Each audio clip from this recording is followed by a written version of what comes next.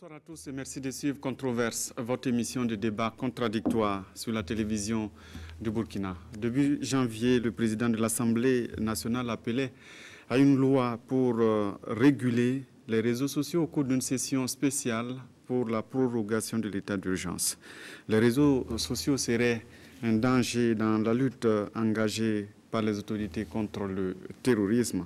Depuis, les débats sont houleux et au moment où le gouvernement se penche sérieusement sur cette loi, a-t-on vraiment besoin d'une loi spéciale pour réguler les réseaux sociaux? Jusqu'où faut-il aller sans faire entorse à la liberté d'expression et de presse? Ce sont là les questions que nous nous posons ce soir. Et pour en parler, nous sommes avec M. Bienvenu Bationo. Il est député à l'Assemblée nationale. Il est aussi vice-président de la CIL. Avec nous ce soir, le docteur Syriac Paré. Le docteur Syriac Paré est d'abord enseignant-chercheur. Il est aussi le fondateur de lefaso.net. Et en même temps, il est le fondateur de l'Institut supérieur de la communication et du multimédia à triple tête ce soir sur ce plateau. Alors, avec nous aussi, M. Victorien Emar Sawadogo, il est chargé de mission au ministère de la Communication et des Relations avec le Parlement. Il représente donc le ministère sur ce plateau. Et avec nous, M. Urbain Kayamogo, il est directeur exécutif de...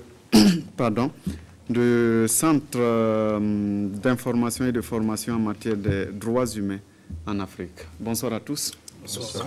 Et merci donc d'avoir répondu à notre invitation. Il faut dire que cette émission sera participative en dernière partie. Il sera possible que les téléspectateurs nous appellent au 25 40 79 03 à l'heure de l'émission pour participer, poser des questions ou des commentaires.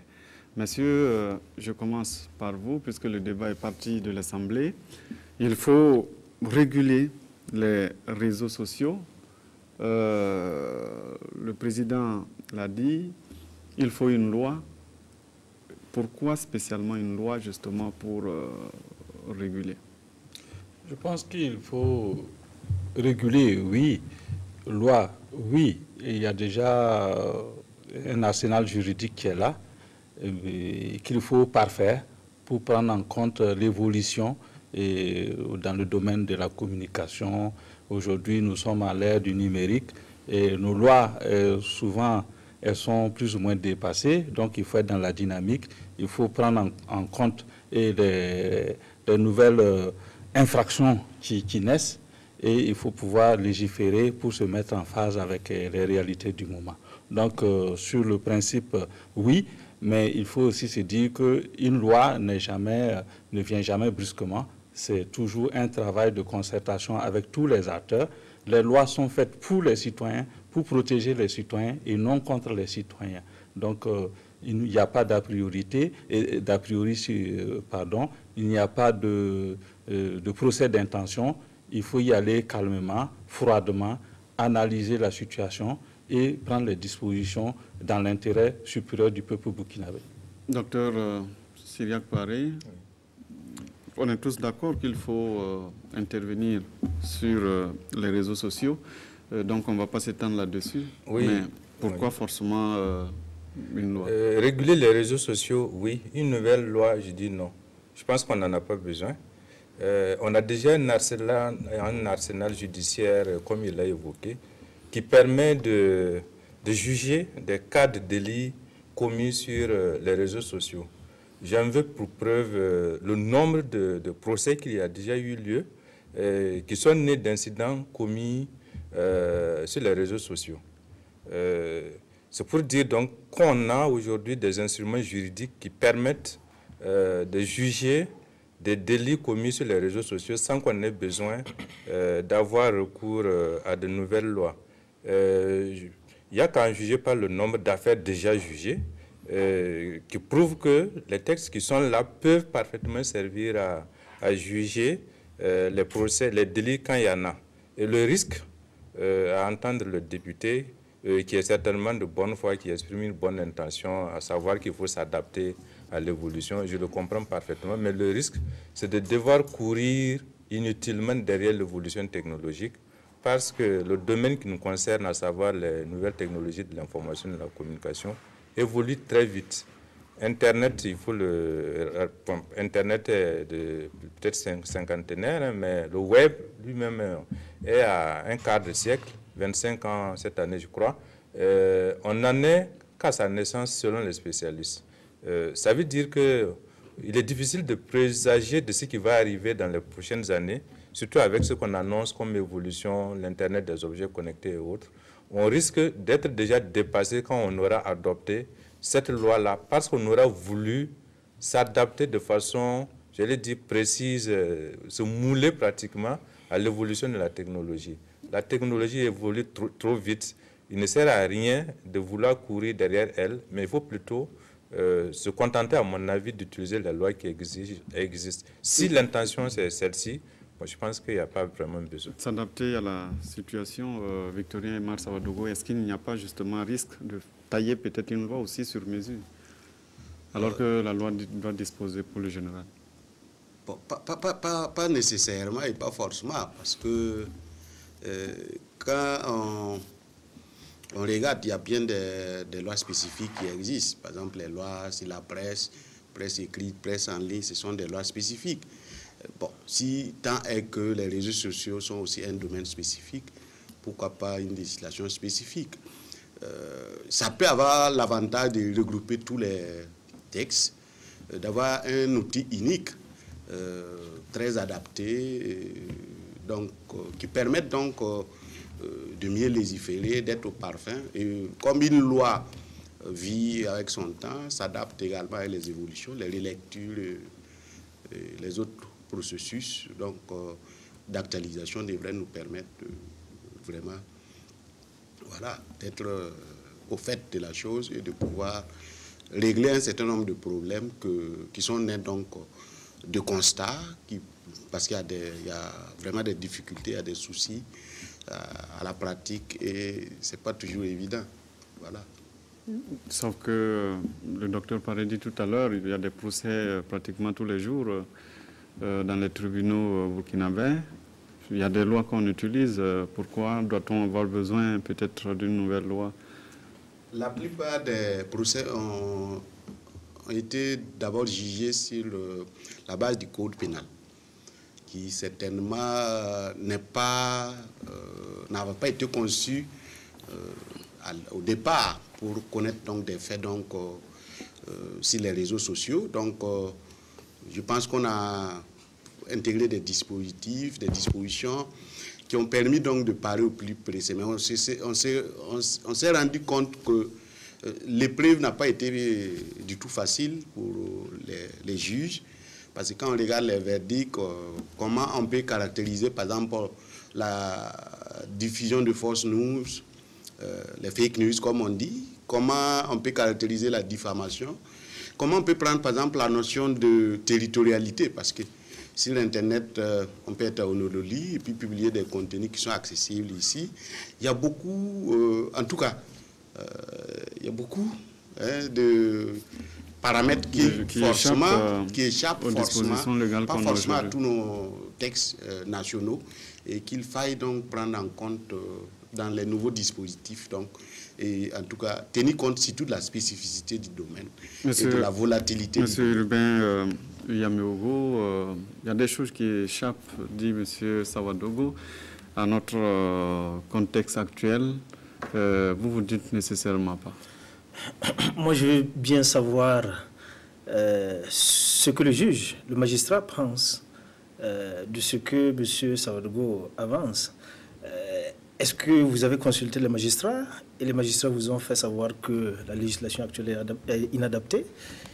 Et au regard des affirmations qui ont été avancées, j'ai envie de me demander, mais qu'est-ce qui n'a pas marché? Parce que nous avons adopté, rien qu'en 2018, un code pénal. Et dans ce code pénal-là, vous avez une partie qui est réservée aux infractions commises aux moyens des technologies de l'information et de la communication. Qu'est-ce qui n'a pas marché pour que, à peine moins d'un an après, on en vienne à penser à modifier encore la législation en la matière? Parce que, contrairement à ce que vous dites, ça ne sera pas une législation spécifique. Ça va consister à une modification du code pénal. Parce que l'innovation du nouveau code pénal, c'est de faire de telle sorte que tous les textes d'incrimination, toutes les infractions puissent être facilement insérés dans le code pénal. Et donc, l'ensemble des textes spécifiques avec des incriminations qui sont généralement adoptés, en réalité vont être reversés directement. Et vous prenez, ça existe, des infractions commises au moyen des technologies de l'information et de la communication. Est-ce que les dérives auxquelles nous assistons actuellement n'existaient pas il y a 1 an? Est-ce que ça n'existait pas il y a 2 ans? Qu'est-ce qui a pu échapper au législateur? Qu'est-ce qui a pu échapper au gouvernement pour qu'aujourd'hui on se réveille pour demander à ce qu'il y ait une législation spécifique, à ce qu'il y ait une modification du code pénal pour prendre en compte ces questions-là? Moi, je me pose encore la question. Mais pour ce qui me concerne, oui, j'en conviens avec Dr Paré, pour une fois que je suis d'accord avec un Samo, qu'il n'y a pas besoin de législation nouvelle. Bien au contraire, il faut éprouver nos lois. Prenons le temps de les mettre à l'épreuve et laissons éventuellement le soin aux acteurs de s'exprimer pour comprendre est-ce qu'au jour d'aujourd'hui, la législation qui existe est inadaptée et ne permet pas de réprimer comme il faut toute personne qui se rendrait compte d'infractions en lien avec les nouvelles technologies de l'information. Monsieur Bationou, qu'est-ce que vous avez échappé en 2018 lorsque vous modifiez le code pénal, alors que c'est bien libellé? Il ne faut pas voir le tout répressif. J'ai l'impression que quand on parle de loi, on voit la répression, on voit le pénal. Je pense qu'une loi, c'est pour certainement encadrer, organiser un secteur, mettre en place des instances. Et vous vous souviendrez aussi que même sur l'appareil judiciaire, c'est remis à jour en créant un tribunal spécialisé, on va dire, pour les questions de terrorisme, un autre tribunal qui s'occupe des questions de crimes transfrontaliers et même de cybercriminalité, qui est un domaine, une situation assez émergente aujourd'hui et assez préoccupante. Donc, je pense que tout ça doit se mettre en mouvement. C'est aussi, je suis d'accord avec vous qu'il faut que la justice aussi s'assume, que l'appareil judiciaire s'assume et rend les verdicts, et que aussi il y a la défense aussi qui est souvent là, qui va aussi éprouver les lois. Mais une loi aussi ne sera jamais parfaite, elle ne pourra jamais tout prévoir. Mais de là aussi, là où je ne suis pas d'accord avec le docteur Paré, c'est de dire qu'on s'arrête là et puis on n'évolue pas. Parce que le Parlement est là aussi, c'est pour faire le travail, c'est pour pouvoir relier. Et le nouveau code pénal, comme vous l'avez dit, est fait de telle sorte qu'on puisse le modifier très facilement. Et c'est organisé de telle sorte, et ça c'est l'innovation, ça peut être modifié sans problème, on peut y aller. Maintenant, ne dites pas, et là où j'ai vu un peu sur les réseaux sociaux, c'est comme si c'est le président de l'Assemblée nationale qui a fait un projet de loi. Il y a une question de terme. Quand on dit projet, ça vient du gouvernement. Proposition de loi, ça vient de l'Assemblée nationale, ou bien la loi peut être d'initiative populaire. Là, on fait des pétitions, on dépose. Mais là, il a appelé publiquement, oui, effectivement. Ça, il a appelé, oui, parce que justement, c'est une affirmation, c'est une institution qui, il parle au nom de l'institution, qui dit il y a un certain nombre de dérives sur les réseaux sociaux. C'est clair que la justice peut s'en saisir. C'est clair que l'État, à travers son gouvernement, peut se porter devant la justice, peut se plaindre. Mais je pense qu'en tout état de cause, c'est à la jeunesse burkinabé, les plus grands utilisateurs des réseaux sociaux, de savoir raison garder et d'aller dans le sens de la sauvegarde de l'intérêt général. Moi, je me mets dans cette perspective, mais c'était une manière de dire il y a des dérives sur les réseaux sociaux qu'il faut arrêter. Ça, je pense que tout le monde le sait, tout le monde est sensible à ça. Maintenant, au niveau de la loi, il faut aller, il faut regarder et il faut travailler là-dessus. Il n'y a jamais une loi qui vient à l'Assemblée nationale sans que tous les acteurs ne soient auditionnés. Et même à titre individuel, s'il y a une loi qui vient à l'Assemblée nationale, vous êtes libre de venir et de vous faire entendre par la commission des lois et par la commission qui est saisie au fond. Chaque citoyen est libre de venir à l'Assemblée nationale et de discuter sur les clauses ou des textes de loi, c'est fait pour ça. Chaque citoyen, je commence par là où vous terminez, est libre d'aller se faire auditionner. Je crois que ça, c'est dans la théorie, hein, parce que dans la pratique, même quand on est auditionné, ce n'est pas sûr qu'on est entendu. Moi, j'ai été auditionné, par exemple, quand on votait la loi sur la nouvelle loi sur le Conseil supérieur de la Constitution. De la même manière, le Conseil supérieur de la communication, de la même manière que la nouvelle loi sur, la loi sur les médias en ligne, il y a des propositions que nous avons faites, surtout sur la loi sur le CSC, par exemple. On n'a pas du tout été entendu. Je crois qu'il y avait déjà des positions tranchées qui ont été entérinées. C'est bien de donner la possibilité aux citoyens de dire ce qu'ils en pensent et même de faire appel aux acteurs, aux techniciens. Mais si on ne les écoute pas, ça ne sert à rien. Et je suis d'autant plus inquiet que l'initiative de cette loi-là, même si le député Bakiono dit que ce sera peut-être un projet de loi, mais la première fois que j'en ai entendu parler, c'est de la bouche du président de l'Assemblée nationale. Je ne sais pas si j'ai raté un épisode, mais en tout cas, c'est de là-bas que j'ai entendu parler de la nécessité d'une loi pour réguler les réseaux sociaux. Maintenant, si la procédure qui sera suivie veut qu'on passe par le gouvernement, on verra ce qui va se faire. Sinon, moi, je retiens que c'est le président de l'Assemblée nationale qui l'a dit dans un contexte justement où il y avait une certaine ébullition par rapport aux informations diffusées sur les réseaux sociaux qui soulevaient des inquiétudes et autres. Et c'est là où je suis inquiet parce qu'une loi ne devrait pas être la suite d'une réaction épidermique, d'une situation bien précise, parce qu'on n'est pas content de ce qui a été dit par les citoyens. On dit oui, on va légiférer. On voit ailleurs que parfois la loi sert de prétexte politique aux hommes politiques pour faire croire qu'ils agissent, qu'ils font quelque chose. On crée une nouvelle loi, on les entasse et on ne se préoccupe pas de ce qu'on en fait. Urbain a bien dit que le nouveau code pénal date de 2018 et il a rappelé qu'il y a une partie qui est réservée justement à la gestion des délits commis par les TIC. Donc, on devrait pouvoir prendre en compte. Moi, j'ai assisté à un exposé d'un magistrat qui a clairement démontré, le juge Sibalo notamment, que l'on pouvait punir les infractions commises sur ces plateformes numériques-là avec les lois qui existent. Et du reste, c'est ce qui se fait. Certes, il y a des spécificités, comme Victorien a dit, les notions de territorialité, par exemple, de volatilité aussi, parce que les contenus sur Internet bougent très vite. Effectivement, il y a ces questions qui se posent. Mais je crois que le crime transfrontalier n'a pas commencé avec Internet. On peut trouver des moyens de le gérer. Même la volatilité aussi peut trouver des solutions. Je crois que il y en a déjà. Par exemple, la loi sur les médias en ligne dispose de ces questions.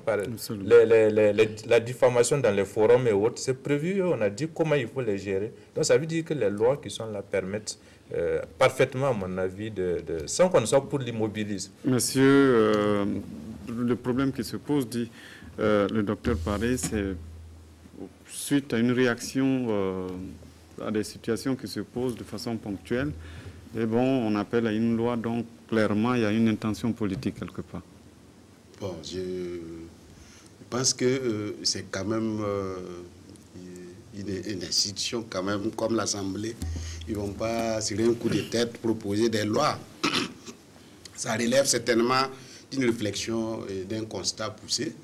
Et le contexte, c'était quoi? C'était la prolongation donc, de l'état d'urgence qui nécessitait un certain nombre, donc, parce que d'abord même l'état d'urgence, son contenu, tout ça, il fallait définir et préciser. Et ensuite, ça amenait un certain nombre de restrictions donc, des libertés, dont celui donc, de diffuser des informations sur les zones donc, et les théâtres d'opération. Mais quand on regarde les zones qui sont concernées, tant que c'est les médias classiques, c'est plus ou moins verrouillé, mais quand on passe sur les réseaux sociaux, même en interne, il y a une difficulté évidente, parce que, bon, il suffit de passer l'information à quelqu'un d'autre, il publie.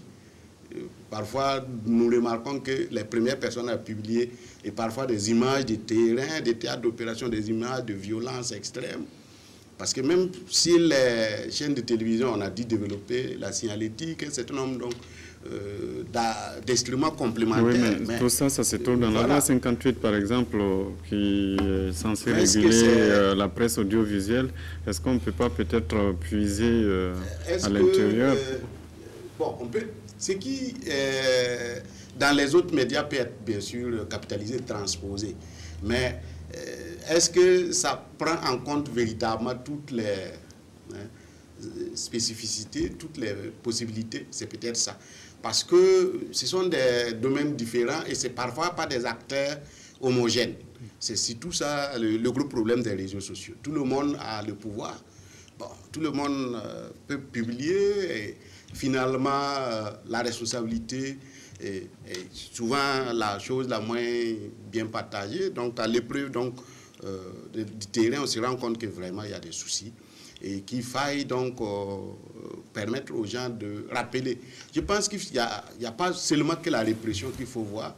Il y a l'organisation du domaine, il y a l'éducation, il y a la sensibilisation et surtout il y a la dissuasion.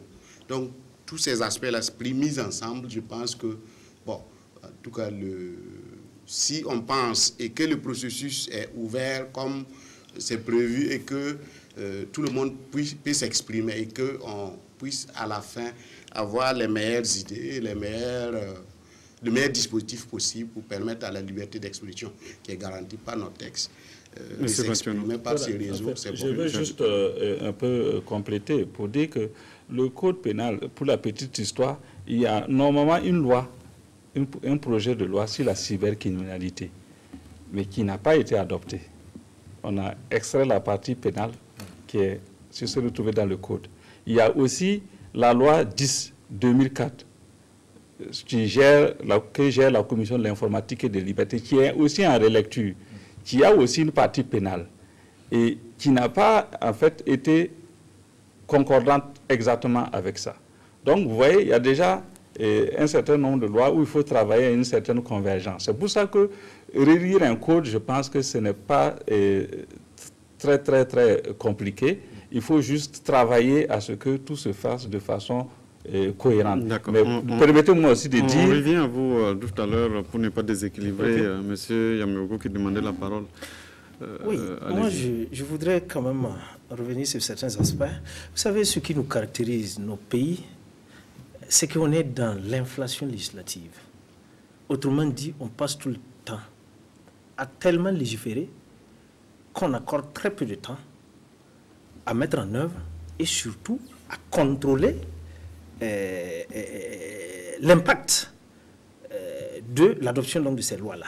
Moi, j'aurais bien compris que l'on donne le temps au code pénal et aux textes spécifiques, régissant donc les différents secteurs, le temps de faire leurs preuves et à l'issue éventuellement d'une concertation poussée avec les acteurs, que l'on puisse envisager de légiférer ou de changer donc la loi s'il y a lieu. Mais est-ce que dans le cas d'espèce, le terrain aussi n'a pas à un moment donné peut-être montré que ce qu'on a déjà... Moi, je veux bien qu'on me le dise. Je veux bien qu'on me le dise, mais pour l'instant, je ne le pense pas. Je ne le pense pas. Notre législation actuelle permet à ceux qui se rendent coupables de dérives sur les réseaux sociaux d'être punis comme il faut. Et je ne pense pas qu'une nouvelle législation le permettra, si ce n'est véritablement une tentative de prise de contrôle et, j'allais dire, de restriction, je dirais abusive, en tout cas de la liberté d'expression. Mais moi, je voudrais revenir sur la procédure législative. Honorable, c'est bien que mon organisation, nous suivons beaucoup le travail du Parlement et en particulier le travail de la Commission des lois, la Commission des affaires générales et institutionnelles des droits humains. Vous savez aussi les conditions dans lesquelles souvent certaines lois arrivent, notamment pour le code pénal, pour ne pas le citer, c'est venu à l'occasion d'une session spéciale, dans un délai très limité, qui ne permet pas forcément d'auditionner tous les acteurs ou de prendre le temps nécessaire pour auditionner les acteurs. Donc, si on se met à courir dès maintenant, parce qu'il y a un projet qui circule, que nous avons vu, nous ne savons pas si c'est le bon, mais on est quand même amené à se poser la question, quel temps est-ce qu'on a eu déjà pour interroger les acteurs, et en particulier les magistrats, pour savoir quelles sont les failles de la législation les identifier et éventuellement envisager de pouvoir légiférer dans ce domaine-là. Mais je ne pense pas, avec l'urgence de la situation, qu'on ait pris le temps de consulter les acteurs en amont. Parce que lorsqu'on arrive une fois devant l'Assemblée nationale, c'est vrai qu'on va encore consulter les acteurs, mais l'Assemblée nationale ne dispose pas du temps, puisque une session, ça a une durée limitée. Et généralement, ce n'est pas une seule loi que les commissions permanentes donc, sont amenées donc, à examiner. Donc ça limite le potentiel d'impact des acteurs sur le contenu de la loi qui a été proposée par le gouvernement lorsqu'il atterrit donc, sur la table donc, de l'Assemblée nationale. Donc au regard de tout ça, moi je pense qu'il ne faut pas se hâter. Prenons le temps de faire une évaluation, d'identifier les domaines, les aspects qui nécessitent véritablement que l'on puisse légiférer. Moi, j'aurais bien aimé que l'on ait un magistrat sur ce plateau et qu'il puisse éventuellement nous dire véritablement quelles sont les failles, qu'est-ce qui empêche, dans le contexte qui est le nôtre, de pouvoir poursuivre tous ceux qui se rendent compte, j'allais dire, coupables d'infractions, relativement donc dans le cadre de la lutte contre le terrorisme, dans le cadre donc de l'atteinte éventuellement à la défense nationale et à la sécurité. Le principe de controverse pour ou contre, et le magistrat n'aurait pas forcément sa place sur ce plateau. Donc, il faut clarifier la situation vis-à-vis des téléspectateurs.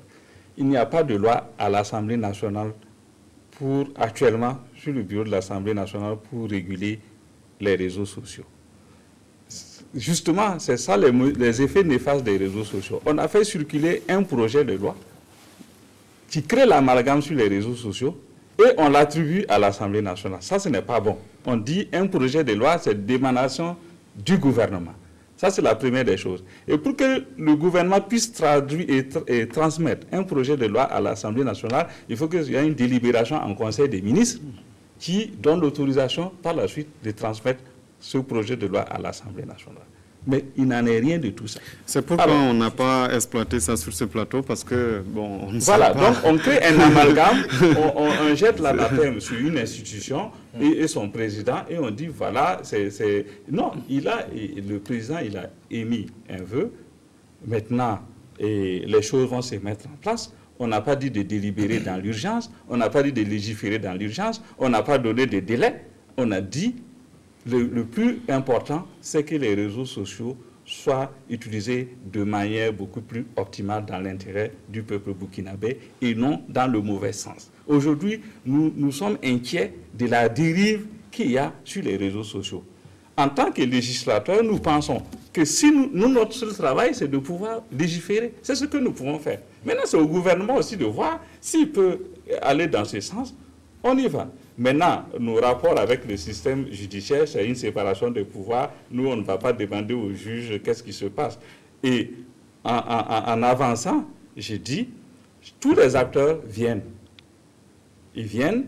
Ils sont écoutés. J'ai écouté le docteur dit qu'on l'a auditionné, mais il n'a pas été entendu ou écouté. Donc, il est écouté. Maintenant, tes points de vue peuvent ne pas être pris en compte. Mais à l'Assemblée nationale, toutes les commissions, il y a de l'opposition dedans, il y a de la majorité dedans. Et c'est le texte issu de l'Assemblée nationale qui est voté en dernier ressort. Il dit aussi qu'il y a des idées arrêtées, il y a des choses... Non, il n'y a rien qui est figé à l'Assemblée nationale. Je pense que Urbain, il connaît. Vous venez, on va modifier, même jusqu'au dernier jour, on est en train de discuter, même sur une virgule, on est prêt à la changer. Tant qu'un acteur vient nous démontrer que ça, là, il faut le faire, si les députés sont convaincus, je pense qu'il n'y a pas de débat à ce niveau. Je vais peut-être répondre. Oui, allez-y. Disait que nous on n'éprouve pas suffisamment nos textes avant de nous lancer dans des retouches ou dans des évolutions. C'est pour dire qu'ailleurs aussi, les mêmes problématiques se posent, les mêmes questionnements. Il y a des États qui ont déjà légiféré, qui ont mis en place des lois qui marchent. Bon, je ne sais pas, en tout cas, qui régissent en tout cas les réseaux sociaux, assez sévèrement d'ailleurs. Voilà. Et ce n'est pas toujours sous nos tropiques. Voilà, contrairement peut-être à ce qu'ils pensent. Alors, Voilà. monsieur, la parole à qui veut la prendre. Oui. L'honorable dit qu'ils sont inquiets Oui. de la dérive. Oui. Et c'est pourquoi, justement, ils appellent à Et réguler. Oui, c'est très intéressant son explication, parce qu'il la renvoie justement à l'esprit de la loi, comme on dit. Des fois, quand il y a une loi, il faut s'intéresser aussi à l'esprit qui a prévalu à la prise de cette loi-là. Et dans notre contexte, j'ai bien peur de l'esprit qui suscite cette nouvelle loi ou ce projet, ce projet de proposition de loi qui est à venir parce qu'on ne sait pas jusque-là. Voilà, on a l'impression que les députés, avec en tête leurs chefs, ont été, comment je vais dire, ont mal pris. Les commentaires, c'est comme s'ils trouvaient que bon, les gens parlent au hasard, on va mettre fin à ça. Je caricature, hein. Et justement, c'est très dangereux. On dit parfois que l'enfer est pavé de bonnes intentions. La bonne intention peut être de réguler les réseaux sociaux, mais on peut aboutir, par contre, à un danger en ce sens que ce qui est en jeu ici, c'est la liberté d'expression, qui est le pilier fondamental de la démocratie. Tout à l'heure, à l'entrée, je plaisantais justement avec Bienvenue parce qu'en 2014, par exemple, on s'est beaucoup rencontrés, on suivait leurs activités qu'on relayait, comme beaucoup d'autres acteurs du MPP à l'époque, qui étaient bien contents d'avoir des plages sur le faso.net pour pouvoir s'exprimer. Mais aujourd'hui, on a l'impression que certains acteurs trouvent qu'il y a trop de liberté qu'on accorde à ces espaces-là. Alors, quand ils étaient dans le besoin, ils en profitaient. Mais aujourd'hui qu'ils sont de l'autre côté, parfois les gens trouvent que non, il faudrait revoir, il faut limiter, etc. C'est ça le danger, parce que croire que la liberté d'expression est excessive, il faut l'encadrer, il faut la limiter, c'est remettre en jeu la démocratie. Et c'est dangereux à mon avis. Ce avec quoi je suis d'accord, qu'on en appelle à plus de responsabilité, qu'on forme les citoyens, qu'on fasse de l'éducation aux médias, on apprenne aux citoyens à utiliser les réseaux sociaux dans un bon sens, comme on dit. Ça, c'est une bonne chose. Par exemple, les lois dont Victorien a parlé tout à l'heure, l'Allemagne, par exemple, a légiféré sur les réseaux sociaux. Ils ont adopté une loi qui oblige les plateformes numériques comme Twitter, YouTube, Facebook à supprimer les données diffamatoires qui sont en ligne sous 24 heures, sous peine d'être sanctionnés parfois à hauteur de millions de dollars. Je crois qu'en Italie aussi, il y a des initiatives en la matière. Mais là où, par exemple, on s'accorde à dire que les réseaux sociaux, à travers la circulation de fake news, ont pu porter un coup à la démocratie, c'est-à-dire aux États-Unis, même là, on n'en est pas arrivé à prendre de nouvelles lois parce qu'on estime que la liberté d'expression est sacrée et qu'on ne peut pas y sacrifier n'importe comment sous peine de vouloir mettre de l'ordre, etc. Donc, ça veut dire que même là où les réseaux sociaux semblent avoir fait des dégâts, ce qui n'est pas totalement prouvé, on n'en est pas allé jusqu'à prendre de nouvelles lois. Donc, l'intention que l'on perçoit un peu, si c'est d'empêcher les citoyens de dire ce qu'ils pensent, je crois que c'est une mauvaise politique. Vous parlez de prise de contrôle. Écoutez, c'est malheureusement l'impression qu'on a. Je veux rassurer l'honorable qu'on est tous d'accord qu'il peut s'agir de projet de loi. Donc, ce qui veut dire que ça viendrait du gouvernement et pas de l'Assemblée nationale sous forme donc, de proposition de loi. Sinon, je pense que le président de l'Assemblée nationale n'aurait pas à parler. Il n'avait qu'à user de son droit, justement, de faire une proposition de loi, tout comme d'autres assemblées ont eu à le faire. Et donc, de transmettre sa proposition au gouvernement. Et en cas de non-réaction du gouvernement pendant un certain temps, je crois que c'est un mois ou deux, l'Assemblée nationale peut aller de l'avant dans le processus donc, législatif. Dans le cas d'espèce, de toute façon, notre analyse, elle ne changera pas qu'il s'agisse d'un projet ou d'une proposition de loi. C'est clair. Est-ce qu'il y a des dérives? Oui, naturellement qu'il y a des dérives sur les réseaux sociaux. Nous en sommes tous d'accord. Nous sommes tous d'accord. Là où peut-être notre point diverge, c'est est-ce que ça nécessite qu'on légifère encore? Vous avez parlé que ça peut ne pas être des lois répressives. Mais est-ce que, par exemple, pour ce que vous avez dit là, le travail de sensibilisation, d'éducation aux médias et autres là, est-ce qu'on a véritablement besoin d'une loi spécifique? Donc pour ça, l'État peut le faire sans avoir recours à une loi spécifique. Et d'ailleurs, je pense d'ailleurs que l'État le fait déjà, et que d'autres acteurs accompagnent aussi l'État dans le cadre donc de ce travail-là.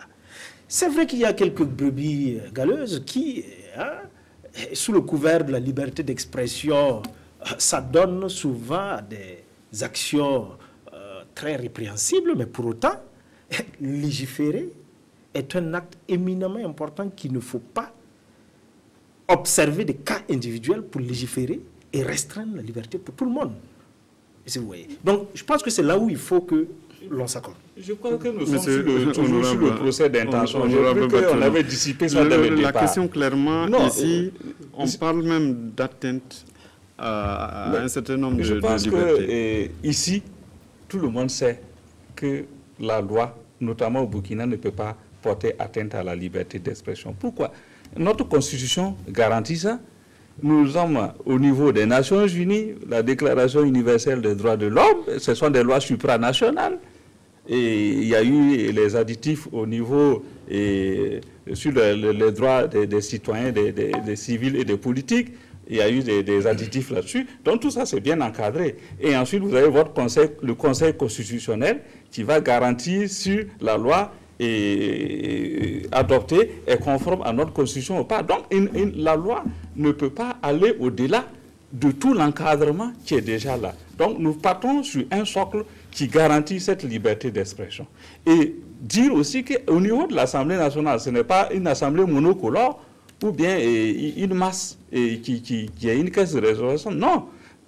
Là-bas, il y a de l'opposition, il y a de la majorité. Et toutes les lois sont regardées de façon froide parce que nous sommes les représentants du peuple. Nous ne sommes pas là pour brimer le peuple. Nous sommes là parce que nous-mêmes, là, ces lois-là, elles vont s'appliquer à nous-mêmes. Quand on légifère, par exemple, moi je suis le président et vice-président de la Commission de l'informatique et des libertés. C'est une institution créée par la loi qui est là pour protéger les individus, les données personnelles de chaque citoyen burkinabé. Mais c'est créé par la loi. Donc, même pour protéger les individus, la loi, on peut légiférer pour créer des instances qui vont protéger les citoyens. Donc, c'est pour ça que je vous dis, ne voyons pas l'aspect uniquement pénal, l'aspect uniquement répressif, mais une loi peut encadrer le milieu. C'est comme aujourd'hui. Aujourd'hui, il y a la presse en ligne qui est maintenant connue, reconnue par la loi. Mais aujourd'hui, il y a des internautes qui ont beaucoup plus d'audience que certaines presses en ligne. Et ces gars-là, ils ont de l'influence. Vous les mettez dans quelle catégorie? Ils n'ont pas de catégorie, ils n'ont pas de cadre de presse, ils ne sont pas astreints à la déontologie du métier. Est-ce qu'on va accepter que n'importe quel charlatan vienne pratiquer la médecine? Donc, ce sont des aspects sur lesquels il faut mettre le doigt, il faut regarder. Oui. Alors, si vous permettez, moi je pense que il dit quelque chose d'assez intéressant. C'est bon qu'il ait reconnu, bon, il réagit à chaud avant que vous n'ajoutiez, Victorien. Oui, parce que bon, l'honorable, je le prends sur il y a effectivement des gens sur les réseaux sociaux, Facebook par exemple, qui ont 5 000, 15 000, voire 20 000 amis, qui produisent des contenus, mais qui ne sont pas malheureusement formés à la responsabilité sociale, par exemple, qui n'ont pas de carte de presse, comme il est dit, et ça pose effectivement problème. Est-ce que la législation empêche que ces gens-là puissent être poursuivis lorsqu'ils se rendent coupables de diffamation, lorsqu'ils se rendent coupables de diffusion de fausses nouvelles? Je ne pense pas. C'est ça, en fait. Bon, vous avez parlé tantôt de création d'instances à l'image, par exemple, de la Commission de l'informatique et des libertés. Je suis désolé. Le gouvernement est en train de parler de réduction du train de vie de l'État, avec une volonté de réduire le nombre d'institutions. Et si vous voyez, parce que les institutions sont budgétivores. Et je doute que dans cette perspective-là, on puisse envisager qu'une institution nouvelle puisse, par exemple, s'occuper de cette question-là. Et, en plus de cela, il y a combien de lois qui ont créé des institutions qui n'ont jamais vu le jour? Je veux prendre l'exemple de la loi sur le droit d'accès à l'information et aux documents publics, qui a créé normalement une agence nationale qui est censé organiser tout cela. Au jour d'aujourd'hui, depuis l'adoption de la loi sous le CNT, cette agence-là n'a jamais été mise en œuvre. Elle n'a jamais été opérationnalisée. Donc, c'est ça, je dis, nous adoptons trop de lois. Nous légiférons souvent, je ne dirais pas sous l'émotion, mais ça semble quand même à cela. Prenons le temps d'évaluer et de mettre en œuvre la législation. Mais je vais vous donner un exemple simple. Même moi-même, personnellement, j'ai été victime, souvent, sur les réseaux sociaux. Lorsque je suis passé sur votre plateau, à la Brèche, il y a des gens qui se sont invités sur ma page pour venir m'insulter. Du simple fait que j'avais pris une position liée, par exemple, à la question de l'homosexualité, qu'ils ne partageaient pas. Et ils sont venus copieusement pour m'insulter. Mais écoutez, c'est simple. Ils ont le droit de m'insulter. J'ai le droit éventuellement d'envisager de les poursuivre. Et j'ai répondu, non. Quand je dis ils ont le droit, c'est pour dire ils peuvent.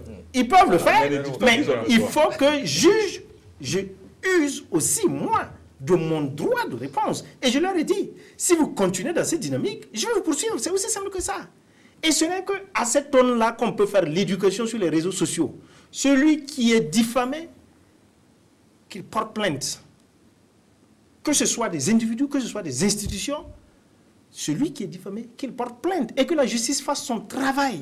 Donc il faut que chacun fasse son travail dans ce pays et qu'on arrête de penser qu'il suffit de juste voter les lois et les problèmes sont réglés. Victorien et Marsawadou. C'est juste pour peut-être rebondir. Quand il dit que c'est quelques individus, je pense qu'il faut aller au-delà. Quelques activistes, le problème est plus profond et plus compliqué que cela. Quand vous voyez comment les réseaux sociaux fonctionnent, on fait le profiling des individus, on connaît tout de leur vie, on collecte des données, on manipule des données, parfois à des fins certes commerciaux, mais il y a aussi des gens qui en profitent à des fins criminelles. Donc, est-ce que ces données-là, c'est vrai à la CIL, voilà.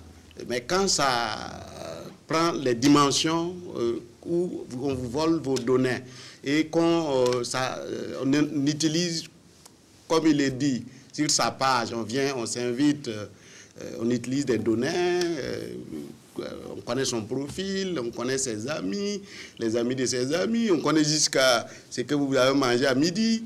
Bon, je pense que ça dépasse nécessairement parfois le simple fait de publier du contenu. Ce qui est en jeu, c'est parfois notre éducation, nos valeurs sociétales, notre culture. La démocratie, ça veut dire aussi responsabilité, ça veut dire participation, c'est vrai. Et la liberté d'expression s'arrête là où la liberté d'autrui commence. Donc, je pense que nous parlons de la même chose. C'est bien déjà d'en parler, c'est bien de penser qu'il faut légiférer, et on est tous d'accord qu'il faut légiférer. Il faut réguler. Il faut réguler, voilà, il faut réguler. Il faut réguler. Oui. Maintenant, c'est peut-être la forme qu'il faut y mettre. Bon, mais nous pensons que à l'épreuve actuelle, c'est permettrait d'être opérationnel et structurant.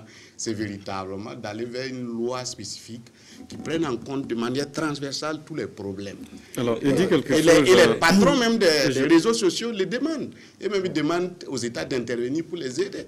Il dit quelque chose qui est quand même intéressant. Il dit, c'est vrai, on peut parler d'atteinte à la liberté d'expression, mais cette liberté-là s'arrête aussi quelque part, là où la liberté d'autrui, de l'autre aussi commence. Oui, c'est ce qui est très bien dit, et c'est ce qui se fait aussi dans la vie réelle. De la même manière que dans la vie réelle, votre liberté s'arrête où commence celle de votre vis-à-vis. C'est pareil sur les réseaux sociaux. Il y a une autorégulation sur les réseaux sociaux. Tout à l'heure, Victorien a très bien parlé des données que l'on peut trouver sur les gens sur Internet, savoir qui sont vos amis, ce que vous avez mangé. On ne peut le savoir que si vous-même, vous les publiez. Voilà. Et justement, les plateformes vous incitent à dire le maximum d'informations sur vous, parce qu'ils ont besoin, comme il a dit, d'avoir votre profil le plus précis, le plus affiné possible pour vous vendre à des annonceurs. C'est en cela qu'il faut éduquer les citoyens sur les dangers de ces plateformes-là, ce qu'il faut faire, ce qu'il ne faut pas y faire. Et une loi n'est pas forcément la meilleure solution. Je crois qu'ailleurs, ceux qui ont essayé ne sont pas sûrs que ce qu'ils ont pris comme loi est efficace. Il faut former les citoyens, il faut les éduquer à la consommation de ces plateformes-là. D'autant plus que quand vous regardez les infractions qui sont punies, que ce soit la diffusion de fausses notes, de fausses nouvelles ou le fait de relayer, tout ça c'est puni déjà, il y a des textes qui permettent de le faire. D'accord? Si vous likez une fausse information, si vous partagez une fausse information, vous vous rendez coupable. Voilà, coupable de la diffusion de cette information et on peut vous poursuivre. Je ne vois pas qu'est-ce qu'il y a encore, qu'est-ce qu'il peut y avoir encore de nouveau qui peut nécessiter de nouvelles lois.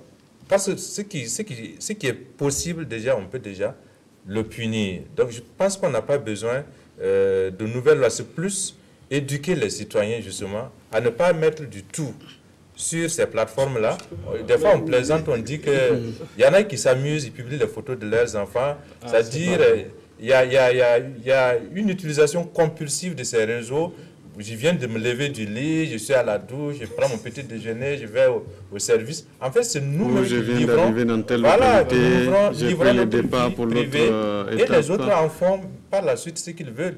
Donc, il faut éduquer les citoyens. Je pense que c'est le gros problème, à mon avis, c'est l'éducation. Il y a la semaine dernière, d'ailleurs, un président de club en France qui s'est fait cambrioler parce qu'il s'est présenté en photo justement sur sa page, je crois, Twitter. On disait qu'il est ailleurs, mais ça fait partie des bases. C'est-à-dire la netiquette, ce qu'on appelle la netiquette des réseaux sociaux, recommande par exemple de ne pas dire quand est-ce que vous partez en vacances ou vous y allez, parce que justement vous donnez l'information à ceux qui sont intéressés par votre domicile, que vous n'êtes pas là. Non, ça, il y a quelque chose que je voulais rebondir. C'est de dire que moi je préfère qu'il y ait des lois que le vide juridique. Vous voyez, quand il dit justement qu'il n'y a pas de non, je veux dire, j'ai pris les conditions limites. Oui. C'est pour dire quoi? Si on prend la situation de l'état d'urgence, les gens se sont offusqués. Ah, mais c'est une loi qui date de 1958, 59. Bon, c'est quoi? À la limite, bon, on ne sait pas très bien ce qu'il y a dans l'état d'urgence. Aujourd'hui, si par exemple on affinait cette loi pour dire l'état d'urgence, c'est quoi? On a dit non, on peut juste restreindre quelques libertés, notamment au niveau de la presse, quoi.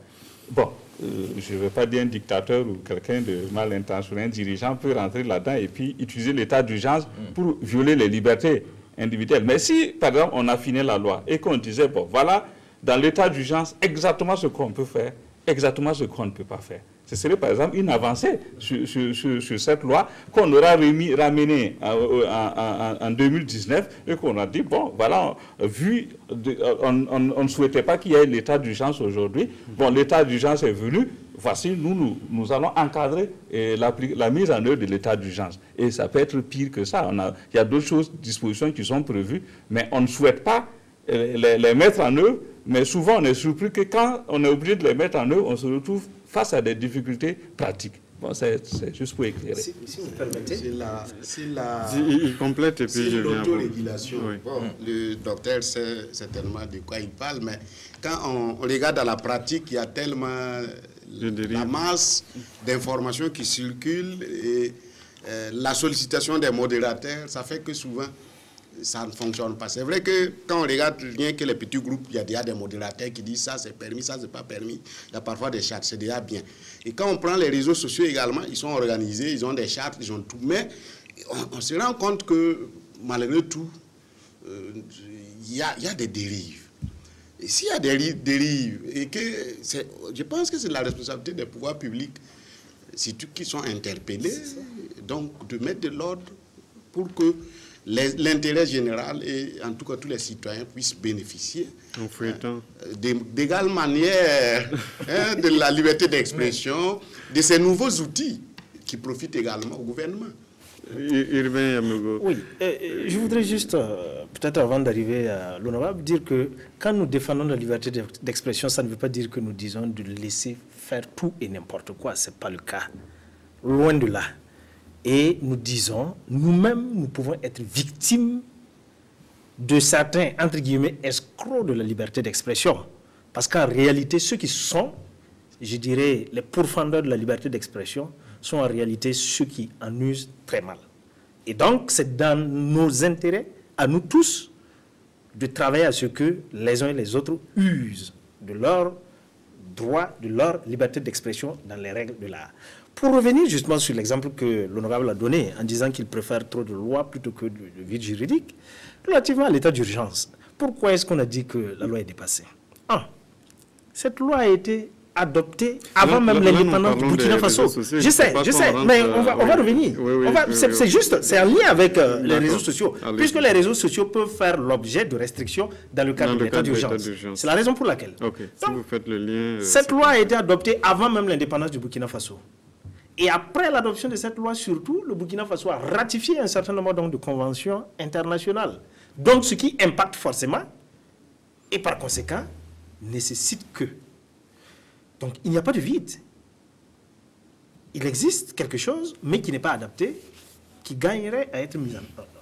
Ce qu'il faut aussi savoir, c'est quoi? C'est que dans la constitution du Burkina Faso, il est dit que la loi doit régir et l'état d'urgence et l'état de siège. Et il se trouve qu'il n'y a aucune disposition, par exemple, sur l'état de siège. Ça cause problème. Et si on se retrouve dans une situation où c'est nécessaire? Pour le cas des réseaux sociaux, je ne pense pas qu'on en soit là. Il n'y a ni de vide, ni d'inadaptation de la loi. Il est question davantage donc de mise en œuvre concrète de la législation qui existe. Et donc la responsabilité des pouvoirs publics, c'est de travailler à ce que ces lois-là puissent être effectivement mises en œuvre. Donc c'est le travail du juge, certes, mais c'est aussi le travail éventuellement du gouvernement et du législateur. Mais je pense que pour l'instant, rien, absolument rien, ne dit que la législation est inadaptée et nécessite donc... Monsieur, est-ce qu'on va évoluer s'il vous plaît? Est-ce que ce n'est pas parce que le pouvoir se sent peut-être très critiqué sur les réseaux sociaux qu'il décide peut-être de mettre de l'ordre? Mais on vous dit, ce n'est pas le pouvoir. C'est tout le Burkina. Aujourd'hui, là, et vous dites l'esprit de la loi, on vous dit, c'est pour essayer d'avancer. On est en état d'urgence dans certaines zones. Il y a le terrorisme qui sévit, la situation sécuritaire se dégrade, il faut avoir le courage de le dire. Parce que ça tourne aussi mais en bloc. En même temps, on voit des documents de l'état-major de l'armée qui circulent, on voit des courriers confidentiels de la police qui circulent, on voit des choses qui circulent. Bon, on est inquiet. Ce n'est pas une histoire de pouvoir. Est-ce que la législation empêche justement... Il va demander que c'est comme si c'est le pouvoir. Ce n'est pas une affaire de pouvoir, c'est une affaire de responsabilité, c'est une affaire d'État. Aujourd'hui, l'État burkinabé est menacé dans son existence. Et la nation burkinabé, y compris tous les citoyens, sont menacés. Nous sommes tous victimes de terrorisme sans distinction ni d'âge, ni de sexe, ni de religion, ni de parti politique. Donc ce n'est pas, c'est notre vivre ensemble qui est menacé. Quand des gens tiennent d'autres propos haineux en utilisant Irgou pour aller dans tous les sens, bon, on est inquiet. Aujourd'hui, il y a des choses qui sont bannies, par exemple, c'est clair, l'ethnicisme, le régionalisme, tout ça c'est banni. Mais aujourd'hui, il y en a qui disent, ouais, je suis ça, je suis... Il y a le repli identitaire qui est en train de venir. Tout ça, c'est vrai que c'est condamné par la loi, mais je pense que ce n'est pas l'État, c'est tout le monde qui est menacé. C'est à nous tous de prendre conscience. Donc c'est une conscience générale. Quand j'entends mon ami qui parle et qui s'exprime, faut-il attendre que ce soit une situation vraiment chaotique pour légiférer? Je pense que les législateurs aussi anticipent et prévoient les situations à venir. Donc c'est ça aussi la responsabilité. Donc ce n'est pas une... Sinon, on ne dit pas qu'il voit tout noir ou qu'il voit tout blanc, mais je pense qu'il faut peut-être qu'on regarde sereinement les situations et qu'on puisse ensemble voir comment les affronter dans l'intérêt général de notre peuple. Alors, docteur Paré, je voulais dire, rebondir sur il n'y a pas forcément de réaction qui concerne un pouvoir, mais voilà, l'intérêt général, c'est ce que dit absolument, je suis d'accord avec lui. Je voulais réagir sur quelque chose d'intéressant qu'il a dit concernant la divulgation de documents confidentiels et autres auxquels on a pu assister, surtout dans un état, dans une situation sécuritaire aussi sensible que ce que nous vivons, c'est un vrai problème.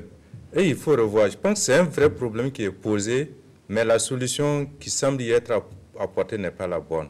Il y a un gros souci justement de sécurisation de nos systèmes de communication, surtout quand il s'agit des officiels des services de sécurité. Ce n'est même pas ça seulement, il y a eu cette lettre du président du Faso adressée à la ministre des Finances. Absolument, c'est ce que j'ai dit, ça dit les systèmes, il faut sécuriser nos systèmes de communication, surtout quand ça concerne nos autorités. Mais la réalité, c'est quoi? Notre nœud national, c'est-à-dire le nœud de connexion à Internet, est géré par l'ONATEL, qui appartient à Maroc Télécom. Ça, c'est pas, on n'invente rien, etc., on peut le constater.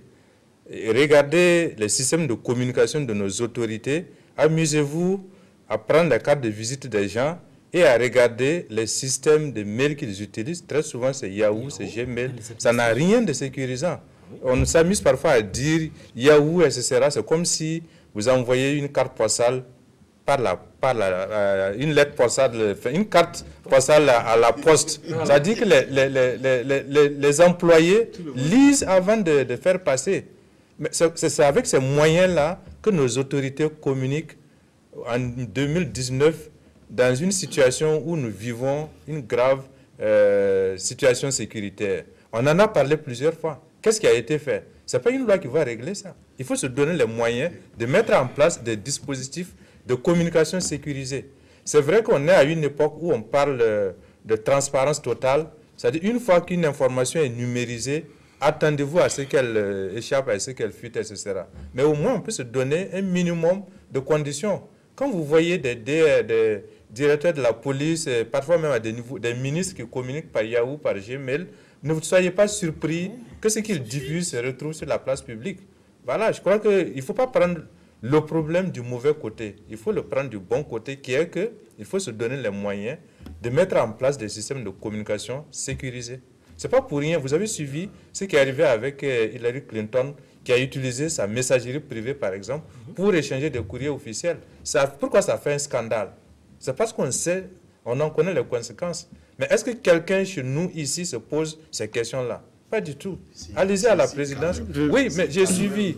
Victorien Marsaodogo qui n'est pas... Oui, allez voir ce qui s'est fait. Le droit d'utiliser un système de communication hors du système sécurisé américain. Mais avant de dire ici, il faut mettre en place le dispositif. Allez voir, s'il vous plaît, on met en place également. Victorien Marsaodogo. Moi-même, personnellement, j'ai actuellement un compte sur les systèmes de mailing gouvernemental à mon nom, Victorien Sawadogo, mcrp.gov.bf. Donc, actuellement, en tout cas, il y a toute une panoplie de dispositifs qui sont pris. Il y a de la sensibilisation. Les autorités aujourd'hui. Si toutes les personnalités ont des comptes est-ce qu'ils utilisent safe. Donc, ça c'est réglé. Soyons officiels. Ils ont des comptes officiels. D'abord, Victorien termine. Un compte, si d'accord. Oui, il va terminer, vous allez répondre, s'il vous plaît. Si le domaine gouvernemental. Pas forcément safe. Safe. Je confirme parce que je l'ai essayé. Je l'ai testé, voir. Et en tout cas, il est safe. Il est assez bien. Et en tout cas, pour tout ce qui est échange dans le cadre professionnel, c'est ce qu'on a recommandé fortement aux uns aux autres. Et en tout cas, les instructions ont été données pour cela. Les services techniques, pratiquement toutes les institutions aujourd'hui, des DSI, ils ont des plans stratégiques, ils ont du personnel, il y a de l'équipement, il y a beaucoup d'investissements qui ont été faits dans ce domaine. Ça évolue, docteur. Non, je dis que ça évolue. Pas sécurisé. Ça évolue, docteur. Voilà, je crois que ça a évolué. Vous avez déjà suivi le compte. J'ai suivi. Je peux le faire hacker et puis vous en donner les résultats. Mais je vous garantis que ce n'est pas de façon sérieuse. Il faut interpeller nos autorités sur ces questions-là. Ça fait des années qu'on le fait, mais il n'y a pas de suite. Voilà, il y a 2 ans, je crois l'année dernière, j'étais à la prison pour une formation, on a posé la question, on nous a dit non, on va mettre en place. J'avais même mis au défi le directeur de cabinet en plaisantant. J'aimerais aller voir si ça a réellement changé. D'accord, de façon sur les sérieuse, réseaux sociaux. Voilà, il faut... Avec ça fait partie. Nyambre Brahima qui appelle, puisque nous sommes dans cette partie interaction à présent avec les téléspectateurs. Monsieur Nyambré, bonsoir. Oui, bonsoir, M. Gongo. Moi, j'ai deux questions. Lorsqu'on dit qu'on va prendre une loi pour sanctionner les gens, imagine que la personne qui a publié ne se trouve pas au Burkina Faso. Quelles sont les procédures que l'État va entreprendre pour que ce publicateur-là soit arrêté? Deuxième question. Je ne sais pas si ce sont nos dirigeants qui ne sont pas aussi... Il n'y a pas un secret d'État. Parce que si on se rencontre le Premier ministre et rencontre le président du Faso pour discuter du problème de la nation, et après on voit les informations qui sortent, qui a fait sortir ça, alors qu'ils n'ont pas fait de communication. Donc, je pense ici qu'il faut que nos dirigeants aussi soient franchement des hommes d'État. Le problème se trouve dans l'éducation. Sinon, on ne pourra pas résoudre le problème. Je vous remercie beaucoup. Merci à vous, M. Nyambré. Monsieur, d'abord sur quelqu'un qui publie, par exemple, de l'extérieur, des informations, quelle que soit la loi, qu'est-ce qu'on peut lui faire? Bon, pour se jeter à l'eau, je pense que c'est une très belle question quand on n'a pas la bonne réponse, parce que ce n'est pas évident, même sur des infractions connues, et pour faire extrader quelqu'un, il faut des accords de coopération, des accords judiciaires, il faut. Donc, ce n'est pas du tout simple. Mais au moins, on commence déjà par protéger son espace, et celui qui le fait aussi, il sait que le jour qu'il mettra pied au Burkina, on va le choper et puis il devra rendre compte en tout cas à la justice burkinabé. Au moins, nous, on doit qualifier nos infractions de façon claire et puis, bon, se donner les moyens de se faire respecter. Monsieur Yamego. Oui, bon, je pense que là-dessus, il est clair que pour quelqu'un qui est hors du Burkina, ça va être très très difficile de mettre en mouvement donc l'action publique contre lui. Mais comme l'honorable a dit, naturellement, le jour où la personne met le pied au Burkina, mais cela suppose éventuellement que le juge soit à l'alerte. Mais souvent, il croule tellement sous les dossiers que ça, c'est pas sa première préoccupation. On a entre les mains des terroristes qu'on n'arrive pas encore à juger. C'est pas celui qui publie un état honolulu qu'on réussira donc à attraper pour venir juger ici au Burkina Faso. Et l'autre problème qu'il pose, c'est la question du secret d'État. Un certain nombre de secrets. Tout à fait. Prenons même l'exemple des images sur le terrorisme qui circulent bien souvent. On accuse peut-être les jeunes qui publient, mais ils ne sont pas sur les théâtres d'opération. La réalité, c'est ça. La réalité, c'est ça. Les gens ne s'assument pas. Les gens ne vont pas jusqu'au bout. Est-ce que vous voyez? Même la lettre du DR qui a été publiée, la lettre du président, quand même, un courrier a un circuit. Et je pense que si on avait réussi à sanctionner ceux qui ont fait fuiter, ceux qui ont transmis, j'allais dire, le courrier, les informations en question, pour être publiées. Si on avait réussi à identifier dans la chaîne qui a publié ça, et que la personne faisait l'objet d'une sanction, ne serait-ce que administrative, des gens réfléchiraient par deux fois avant de transmettre de telles informations.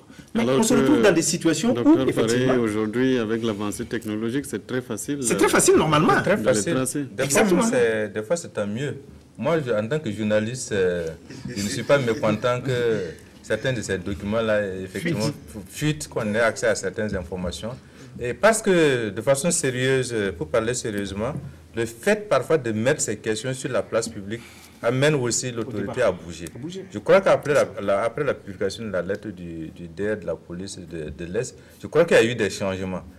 Parfois, les gens vous disent, oui, on interpelle, on écrit, il n'y a pas de mouvement.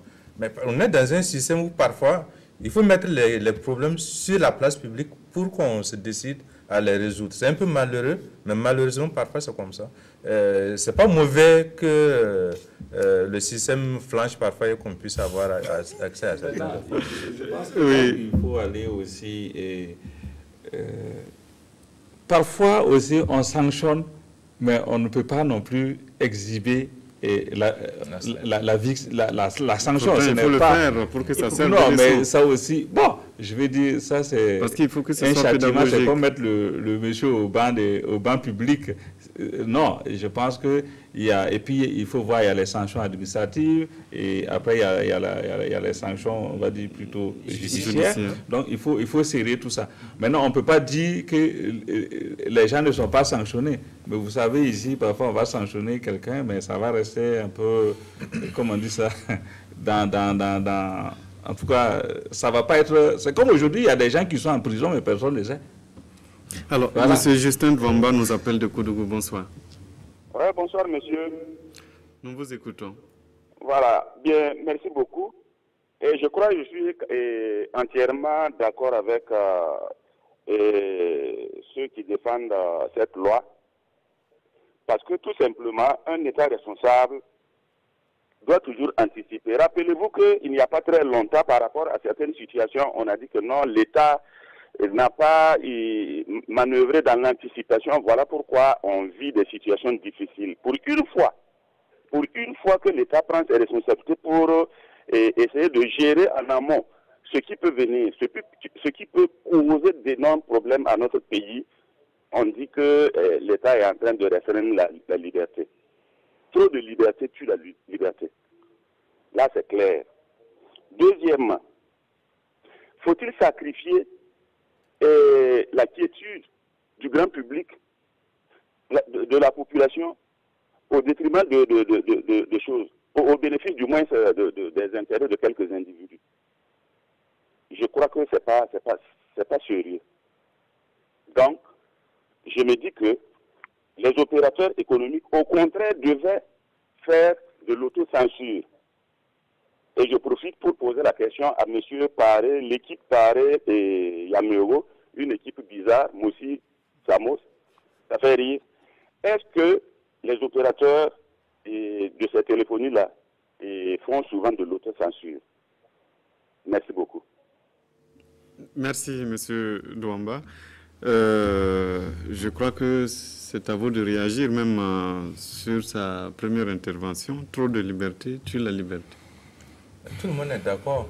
Mais je crois qu'ici, on s'est entendu sur le fait qu'il faut réguler. Voilà, ce n'est pas le fait de réguler qui est le problème. C'est vouloir de nouvelles lois pour réguler qui est le problème. Parce qu'on estime, en tout cas moi j'estime qu'on n'a pas besoin de nouvelles lois pour réguler la matière qui nous préoccupe ici. À savoir les infractions possibles sur les réseaux sociaux, sur Internet, dans le monde virtuel. Parce que les textes que nous avons déjà suffisent à réguler, à gérer, à juger. Et la preuve, c'est qu'on a presque régulièrement maintenant des procès au sujet de conflits qui sont nés sur les réseaux sociaux et qui sont jugés, tranchés par les magistrats sans problème. Ça veut dire qu'ils ont l'arsenal judiciaire nécessaire pour faire leur travail. Alors pourquoi vouloir donc une nouvelle loi? Si c'est pour s'adapter à la technologie, on n'en a pas besoin, on ne réussira jamais à le faire. J'ai suivi un peu le débat en France où il était question aussi de prendre par exemple une nouvelle loi à propos des fake news et autres. Anti-fake news, ouais. Voilà, mais les gens sont finalement revenus au fait que la loi sur la diffusion de fausses informations, que ce soit la diffamation, etc., la loi date de 1881 ou bien c'est 1801 même, mais elle est toujours applicable aujourd'hui. Donc, on n'a pas besoin de nouvelles lois pour ça. Donc, on est d'accord qu'il faut réguler, mais on dit que les lois qu'on a suffisent à réguler. Est-ce qu'il faut sacrifier peut-être les intérêts on va dire, l'intérêt général sur l'autel de quelques individus? Je pense que non. Je suis tout à fait d'accord avec lui qu'il ne faut pas sacrifier donc l'intérêt de quelques individus, donc du moins l'intérêt général, du moins au profit donc des intérêts de quelques individus. Tout dépend de ce qu'on entend par l'intérêt de quelques-uns et l'intérêt général. Est-ce que l'intérêt de quelques-uns, ou du moins l'intérêt général serait de réduire en réalité la liberté d'expression?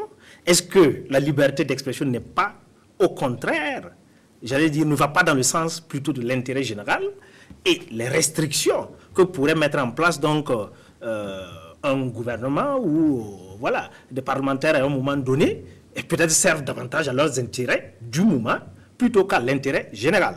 Mais je voudrais revenir sur le fait qu'il parle donc d'anticipation. On est tous d'accord, souvent il faut anticiper. Sauf que dans le cas d'espèce, il ne s'agit pas d'anticipation, puisque l'honorable et M. Savadogo reconnaissent qu'il y a des problèmes. Et nous tous, nous sommes d'accord, il y a des problèmes. Donc c'est davantage de la réaction pour faire face donc à un problème plutôt que de l'anticipation. Je ne vois pas en quoi légiférer dans ce domaine donc pourrait permettre donc d'anticiper. Aucunement, on est dans la réaction. Mais ce que nous disons, c'est que nous avons les instruments nécessaires pour pouvoir poursuivre, si nous voulons réprimer ceux qui font un mauvais usage des réseaux sociaux. Ça existe. Il faut les mettre en œuvre. Vous êtes forcément d'accord avec M. Douamba? Bon, je pense que peut-être il comprend plus vite nos arguments. Bon, je donne le bénéfice du doute à mon Samo et à son équipier. Voilà. Bon, je voulais peut-être réagir rapidement à la sanction à l'international pour un internaute. Oui, allez-y, voilà. sur la question de M. Yambré. C'est possible. On peut écrire aux fournisseurs d'accès, on peut écrire aux réseaux sociaux, on peut dénoncer. Voilà, il y a beaucoup d'actions qu'on peut faire. Mais aller les prendre pour juger, bon, ça c'est assez compliqué, c'est lourd, quoique possible. Donc, on peut toujours sanctionner. Et s'il est dénoncé et reconnu comme multirécidiviste, parce qu'il développe, il fait l'apologie de la violence, du terrorisme, de la haine, on va finir par le bloquer, donc le blacklister. Donc, c'est possible. Il y a des mécanismes, que ce soit au niveau national ou international, qui prévoient donc des dispositions pour essayer de contrer et de sanctionner. La fuite des informations, ça c'est vraiment un souci. Hein. Même les administrations les plus rodées sont confrontées à ce problème. On travaille à les résorber et en insistant et en éduquant surtout. Parce que souvent les responsables, dans le cadre de leur travail, utilisent les réseaux sociaux avec des outils personnels ou des outils pas très sécurisés pour envoyer des données. Et évidemment, ceux qui sont à l'affût parfois ou par inadvertance sont aussi destinataires de ces documents qui sont sensibles. C'est pour ça que de plus en plus on conseille d'utiliser les réseaux officiels donc, pour transmettre les informations et d'éviter de manipuler ça avec nos comptes ou nos pages personnelles. Il y a trop de liberté, évidemment. La liberté, on est d'accord. Est-ce qu'au niveau des téléphonies, il y a des possibilités pour réguler l'autorégulation? Pour de l'autorégulation. Certainement, ils sont tout le temps requis par les autorités pour communiquer des identités, pour partager des informations, ou géolocaliser même des individus qui ont des activités criminelles. Donc, certainement, en tout cas, les téléphonies aussi contribuent. Il faut dire qu'il y a des pays où l'accès, par exemple, à Facebook est régulé. Vous voyagez, vous arrivez dans le pays, vous avez rempli un certain nombre de critères et on vous permet l'accès. Et puis même pendant un certain temps, c'est limité, on sait exactement ce que vous allez faire dessus, c'est clair. Si vous êtes d'accord, on vous ouvre la fenêtre, vous allez et puis c'est réglé. Et c'est là que vous voulez amener les Burkinabés? On n'a pas dit ça. De toute façon, c'est au Burkinabé de faire le choix. Ce n'est pas un individu, ce n'est pas la volonté d'une seule personne qui va se faire aussi, c'est la volonté populaire. J'ai dit à quelqu'un un jour, nous nous sommes battus pour la démocratie. Nous nous sommes battus pour l'état de droit. C'est ça qui nous a amenés à l'insurrection. Mais est-ce qu'aujourd'hui, nous sommes prêts à renoncer à une partie de notre liberté et de notre démocratie pour plus de sécurité? Les gens m'ont dit, oui, d'accord, on est prêts. J'ai dit, non, il ne faut pas répondre aussi rapidement. C'est pas, voilà, je ne vous demande pas de répondre aussi rapidement. Nous sommes entre Burkinabés. Nous nous sommes battus pour des valeurs. Aujourd'hui, le contexte fait que nous avons un problème de sécurité qu'il faut résoudre. Mais pour résoudre ça, ça va passer nécessairement par grignoter un peu sur notre liberté, liberté de mouvement, liberté de parole, liberté d'action. Donc, c'est à nous de voir où est-ce qu'on met le curseur pour permettre de résoudre de façon temporaire. On va prendre un téléspectateur qui nous appelle. Monsieur Mathieu Bationo nous appelle de Ouaga. Bonsoir. Ah, il est parti. Au Brésil, c'est pareil. Pour avoir, par exemple, j'ai fait une mission là-bas, pour avoir une puce, pour prendre une puce de téléphone, il faut un certificat de résidence.